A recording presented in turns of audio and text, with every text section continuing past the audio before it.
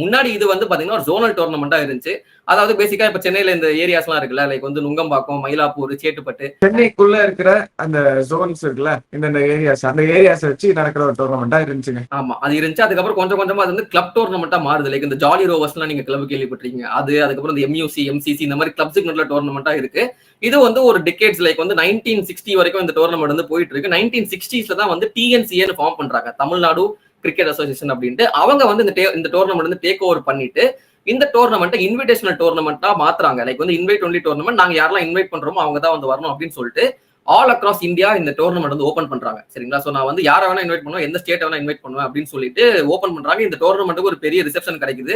நிறைய இந்த state Bank of India அப்பெல்லாம் வந்து பயங்கர ஃபேமஸ். அந்த மாதிரி டீம்ஸ்லாம் ஏசிசின்னு ஒரு டீம் இருக்கும், State Bank of India team இருக்கும். அவங்க எல்லாம் வந்து இன்வைட் பண்ணி சேப்பாக்ல வந்து ஆட வைக்கிறப்போ சேப்பாக்ல வந்து அப்படியே கிரிக்கெட்டோட லெகசி வந்து கண்டினியூ ஆகுது. லைக் நிறைய பேர் வந்து மேட்ச் பார்க்க வராங்க.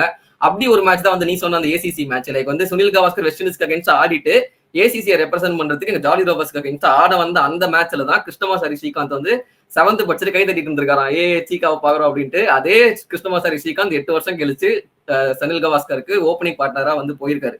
சரிங்களா? இந்த மாதிரி எக்கச்சக்க கதை, இது வந்து நம்மளுக்கு தெரிஞ்ச கதை, இந்த மாதிரி சொல்லப்படாத தெரியாத கதை நிறைய இருக்கும். அந்த மாதிரி எக்கச்சக்க இன்ஸ்பிரேஷன் இருக்கு.